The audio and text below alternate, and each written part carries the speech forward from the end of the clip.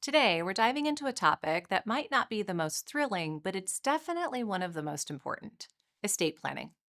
Estate planning is about making sure that your hard earned wealth continues to work for you and your loved ones even after you're gone. Think of it as setting up a game plan for your legacy, ensuring your wishes are followed and that your family isn't left guessing. Estate planning ensures that you have control over who receives your assets, how they receive them, and when they receive them.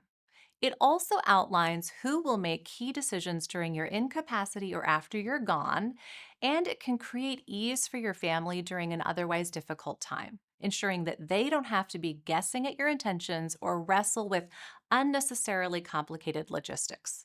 Without a solid plan, decisions may fall to the courts, leading to delays, unexpected outcomes, or unnecessary expenses. Now, the good news is that estate planning does not have to be particularly complicated to be effective. There are several key building blocks to understand. First is a will or revocable trust. One of these documents is often considered the core of your estate plan and will outline the majority of your wishes regarding who will receive your assets, when, and who's managing your estate and making those key decisions. Next is a power of attorney. This document designates a person who will make important financial decisions on your behalf during your life when you can't do so.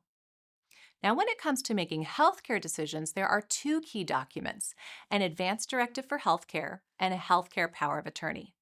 Depending on what state you live in, these might be separate documents or combined into one. But regardless, they outline your wishes with regard to certain medical decisions and they name a person who can make specific healthcare decisions for you. Beneficiary designations are another critical legal document that controls who receives certain types of assets, like retirement accounts or insurance policies. It's important to remember that these override anything you've written in your will or revocable trust agreement. Now, as we think about preserving wealth and legacy across generations, some families will also choose to incorporate irrevocable trusts into their plan. These are trusts created to hold and administer assets for beneficiaries, and they're overseen by a trustee, usually for many years. They can have advantages like estate tax savings, asset protection, and the ability to preserve and protect assets through generations with a structure and intention. However, they do come with a couple of trade offs: that is, permanence and, in some cases, rigidity. As the name implies, irrevocable trusts are difficult to change once they're in place. Because they may be designed to last for many years, issues can crop up when tax and legal rules change, family circumstances evolve, or economic conditions shift. Now, it's natural to ask, what if something needs to change down the road? This is where the optional role of trust protector might be worth considering. A trust protector is a person or an entity named in the trust agreement and given specific but limited powers, with the primary goal of adding oversight or flexibility in the future. The trust protector does not manage the ongoing day to day activities of the trust, that falls to the trustee. Rather, a trust protector might be given a specific power, for example, the ability to remove and replace a poorly performing trustee, to change certain provisions of the trust for tax reasons, or even to modify the distribution of assets based on changing circumstances in order to keep the trust aligned with the creator's wishes. Now, there are some downsides to consider when incorporating a trust protector, including: who do you name? The fact that there will be added complexity in the administration, and the potential for ambiguity in their powers or friction between the trust protector, the trustee, and beneficiaries.